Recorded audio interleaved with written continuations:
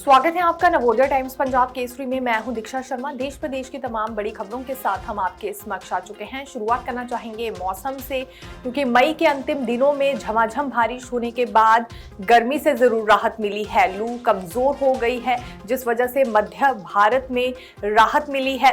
अगले 24 घंटे और भी खतरनाक साबित हो सकते हैं। मौसम के लिहाज से आईएमडी की ओर से अलर्ट जारी किया गया है। 17 राज्यों में आंधी और बारिश को लेकर अलर्ट जारी हुआ है। खासतौर पर उत्तर प्रदेश में हालात बिगड़ सकते हैं। यूपी और राजस्थान में आंधी तूफान बारिश चलने के पूरे आसार जताए गए हैं। पूरे मध्य भारत में लू का प्रकोप काफी ज्यादा कमजोर हो गया है, जो कि राहत भरी बात है। लेकिन पहाड़ी इलाकों के लिए एक दफा फिर मुश्किलें बढ़ गई हैं, क्योंकि वहां पर आंधी और बारिश के साथ ओलावृष्टि को लेकर भी आसार जताए गए हैं। हाल ही में पहाड़ी इलाकों को बर्फबारी से राहत मिली थी, लेकिन अब ओलावृष्टि के चलते वहां पर किसान बागवान परेशान हैं। कौन से 17 राज्य हैं जहां पर बारिश को लेकर अलर्ट जारी किया गया है, आपको बताते हैं।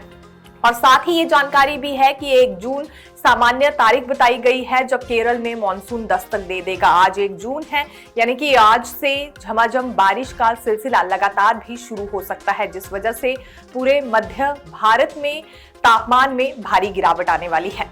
17 राज्यों में तेज हवाएं, गरज चमक और बारिश का दौर देखने को मिल सकता है। इस दौरान 80 किलोमीटर प्रति घंटे की रफ्तार से तेज हवाएं चल सकती है। आईएमडी ने जिन राज्यों में अलर्ट जारी किया है उसमें उत्तर प्रदेश, दिल्ली, राजस्थान, छत्तीसगढ़, गुजरात, बिहार, त्रिपुरा, मिजोरम, उत्तराखंड, पंजाब, हरियाणा, झारखंड, केरल, तमिलनाडु, नागालैंड और मध्य प्रदेश शामिल है। पश्चिम बंगाल के लिए आज का दिन महत्वपूर्ण रहने वाला है, क्योंकि मंत्रिमंडल विस्तार आज होने जा रहा है। भाजपा सरकार के गठन का ये दूसरा चरण है जो कि आज पूरा किया जाएगा। 35 मंत्रियों को शपथ दिलाई जाएगी उनके पद के लिए। शुभेंदु सरकार का कैबिनेट एक्सटेंशन आज होने जा रहा है, जिस पर सभी की निगाहें बनी हुई हैं। 9 मई को शुभेंदु जी की ओर से शपथ ली गई थी। ठीक उसके बाद से ये मंत्रिमंडल विस्तार का इंतजार किया जा रहा था, क्योंकि अगले कामकाज अब इसी के बाद शुरू हो पाएंगे। और ये देखना काफी ज्यादा रोचक रहने वाला है कि किस मंत्री को कौन सा मंत्रालय यानी कि पोर्टफोलियो दिया जाता है।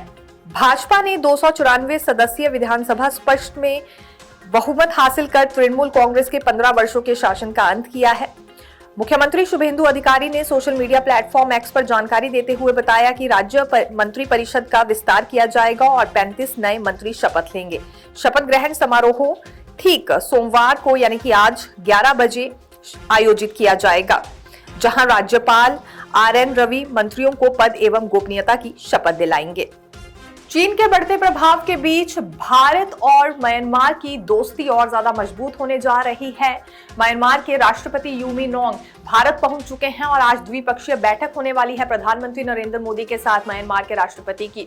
यूं तो म्यांमार के राष्ट्रपति के साथ कुछ और बड़े अधिकारी और कैबिनेट मंत्री भी यहां पहुंचे हैं, लेकिन इस बैठक को महत्वपूर्ण इसलिए माना जा रहा है क्योंकि यहां एक एक्ट को लेकर चर्चा होगी, और ये हम बात ईस्ट एक्ट पॉलिसी की कर रहे हैं, जिसके बाद कई तरह के फैसले फायदेमंद साबित होने वाले हैं भारत के लिए, और कैसे ऐतिहासिक और सांस्कृतिक रूप से भी इस चर्चा को तेज किया जा सकता है। इन पहलुओं पर भी आज बिल्कुल गौर किया जाएगा। म्यांमार के राष्ट्रपति बनने के बाद यू मिन ऑंग की यह पहली भारत यात्रा है। भारत के लिए म्यांमार रणनीतिक रूप से बेहद महत्वपूर्ण माना जाता है।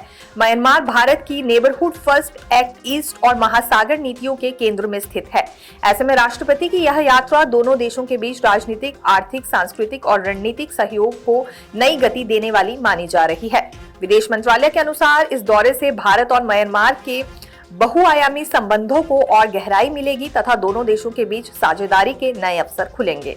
इजरायल ने लेबनान के 900 साल पुराने किले पर हमला किया है और कब्जा कर लिया है। आसपास की पहाड़ियों पर भी इजरायल का कहना है कि ये सफलता उन्हें एक बड़ी लड़ाई के बाद मिली है। लेबनान पर हमला करने का ये सबसे मुख्य कारण था कि इस किले पर कब्जा करना चाह रहा था इजरायल। क्या कुछ इजरायल की ओर से कहा गया है और उस डील का क्या हुआ जो कि अमेरिका और ईरान के बीच होने वाली थी स्टेट ऑफ हॉर्मुज को लेकर। अब यहाँ नई शर्तें डोनाल्ड ट्रंप की ओर से क्योंकि रख दी गई है, आपको बारीकी से बताते हैं।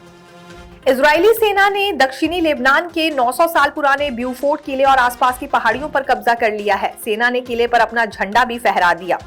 यह 26 साल में लेबनान में इजरायल की सबसे बड़ी घुसपैठ है, ये इजरायल की ओर से दावा किया जा रहा है। अप्रैल में इजरायल और लेबनान के बीच सीज फायर का ऐलान हुआ था। इसके बावजूद इजरायल ने हमले जारी रखे हैं। एक्सपर्ट्स के मुताबिक अमेरिका ईरान समझौते से पहले इजरायल हिजबुल्लाह को ज्यादा से ज्यादा नुकसान पहुंचाना चाहता है। वहीं दूसरी ओर डोनाल्ड ट्रंप ने ईरान के साथ प्रस्तावित समझौते के मसौदे में बदलाव की मांग की है। उन्होंने परमाणु प्रतिबद्धताओं को सख्त बनाने और हॉर्मुज खोलने पर जोर दिया। वहीं आर्थिक राहत को लेकर भी मतभेद हैं।